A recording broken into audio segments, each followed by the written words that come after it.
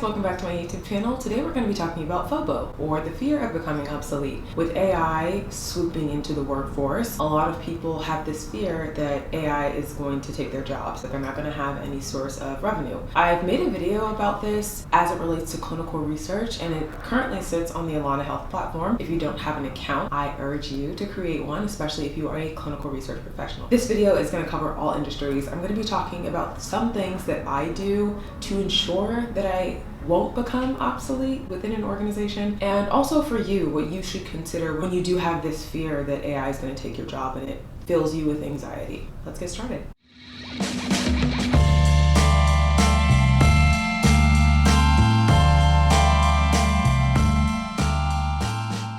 Why do I feel like I'm qualified to talk about this topic? If you don't know, I am currently an independent consultant in regulatory affairs. I provide regulatory affairs services to biotech and pharmaceutical companies, and I've been doing this by myself for a year. I previously worked at a consulting firm, but now I am solo. I think one thing about being an independent consultant in any industry really is you constantly have to prove your value to the employer or to your client. Why should your contract be renewed? Why can't we replace you with a full-time employee? As someone who is constantly in that position, I feel like I am always working towards making my clients feel that I am not a wasted asset, that I'm not something that can just easily be replaced. The first thing that I do as an employee, whether I am a full-time employee or I am a contractor, a consultant, is I am an educator to everyone. I love to educate people in the interview stage with things they may not know. I love to educate people with different topics that I've read, different topics I'm inquiring on. I love going to webinars. There's a lot of webinars in the pharma and biotech industry, and whatever I hear at those webinars, I'll bring back to my client. For example, I recently learned that China accounted for up to or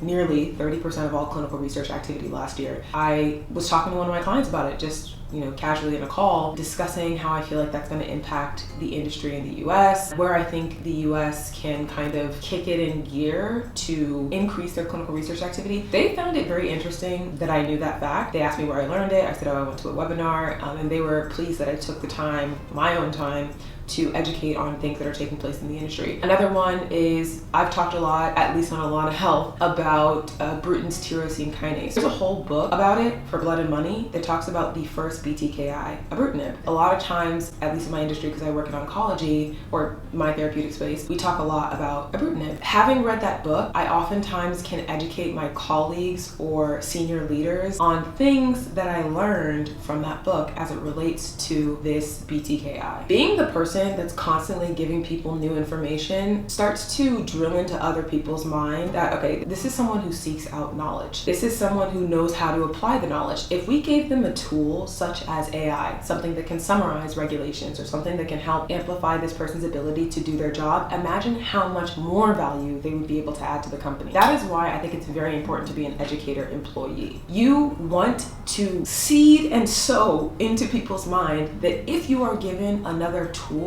you can only do better than what you're doing right now. Being an educator employee means that you are a voracious reader. That's how I see it, because I'm constantly reading new things. But you can also listen to podcasts. There's a ton of podcasts about my industry on Spotify, and whatever industry you're in, I'm sure you can find resources that you can listen to or be around people where you can just soak up that information and then be able to educate others based on that. That is the first thing that you want to do if you have this fear of becoming obsolete. The second thing you want to do, and the second thing that I do, is upskill. A really great example, again, it's going to be specific to my industry, but I'll give another example for social media because I also do that. How I personally upskill. In the first example, I talked about how China accounted for nearly 30% of all clinical research activity. In my mind, I'm thinking, okay, girl, this is when you start reading regulations that pertain to whatever health authority is in China. I am familiar with PMDA, which is a health authority in Japan, but those are two different countries. China has the most clinical research activity outside of the US and the European Union. So it only makes logical sense for me to start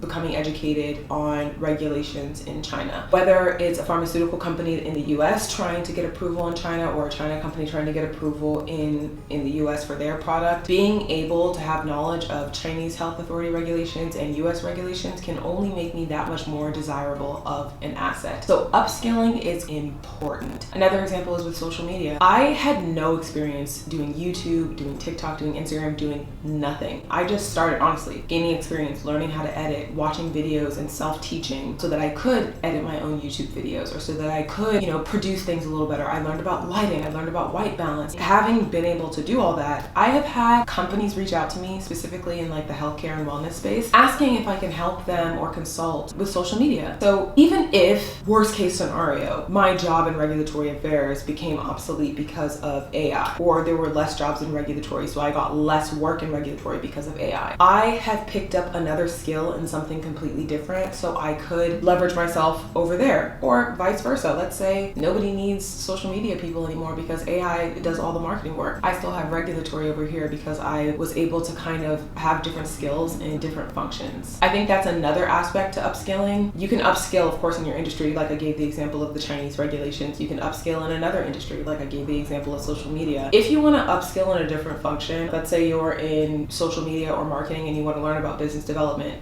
do that now at your current organization. And sometimes that means offering free help. How I even got into regulatory affairs strategy was I was offering free help and assistance to my strategist. I was like, I'll do whatever. I don't really care whatever you wanted me to do, because I just wanted to get any experience to be able to get into that specific function. I do the same thing now. I offer support to medical writing. So now I have great medical writing experience, and I've been able to upskill into that function. So whether regulatory gets impacted by AI or medical writing gets impacted by AI, I will be able to be extremely agile and kind of place myself in whatever function has not been impacted. So that's definitely something you need to do. Just to recap, number one, be an educator employee. Number two, constantly upskill within your function or outside of your function. The third thing you want to do, because we must remember that AI has no personality. It's not going to be a robot sitting in your office taking over your desk. That's not what's going to happen. At least not in the next, 10 years, 15 years. But you do need to be someone who's easy to work with, who's personable, who's understanding, who's empathetic. I have had so many opportunities in the workspace solely because I'm easy to work with. And the reason why I also say that's important is because everybody you're working with right now, that doesn't mean that's the last time you're gonna see them again, especially if you're in the same industry. You don't know if that colleague ends up leaving your company. They were a manager at your job and now they're director, building out their whole function. And they remember you from the office and they're like, wow, this person was easy to work with and they were knowledgeable. They were always educating people on new topics. They were always upskilling. They were very talented and hardworking. I'm gonna bring them over to this company. So if AI impacts that company over there, you've already sown the seed somewhere else because you were very easy to work with so many other people. I think people forget that. They forget that who you're working with right now doesn't mean that's the last. I have been offered jobs over the past year by 3 different people that I have worked with, full-time jobs, solely because they felt like I was knowledgeable and easy to work with and very empathetic. Sometimes companies, it just is what it is. There will be someone who's very difficult and they will prioritize keeping that person because of their knowledge and intellect. And oftentimes they have to find someone who has a high emotional intelligence who can manage working with that type of person. That's me. I don't get impacted by other people's behavior in the workplace. Come to do my job. Also, I'm just generally understanding of other people's lived experiences and how that impacts their ability to interact with others. The last thing I want to say on this topic is we've been here before. The Industrial Revolution took place. And what happened when the Industrial Revolution took place? Yes, people lost their jobs, but new jobs just popped back up in their place. Even if you have this overwhelming fear and anxiety that your job will be taken and you don't know what to pursue next, you're not sure what career choice to make, you're just like, oh, I don't know, I feel so stuck. Take a moment, take a deep breath, do the things that I've discussed in this video to cement and solidify yourself in your industry and in your workplace. But also remember that even if AI impacts your job, it is going to be more likely a tool that helps you do your job better than something that wipes you out completely. And even if it does decrease the workforce within your organization and you end up getting laid off, you will be able to find another job in something else. You will be able to transfer your skills because jobs don't just disappear. And then when they do, something else pops up back in their place. Corporate America is just weeds. You cut them and something else pops right back up. I hope you found this video helpful. Make sure you like, share, and subscribe, and comment down below if there's any other topics that you are interested in me discussing. And of course, as I said, also in this video, if you are a clinical research professional, make sure you create an account at alanahealth.io where I create specific videos pertaining to our industry. Until next time, guys, bye.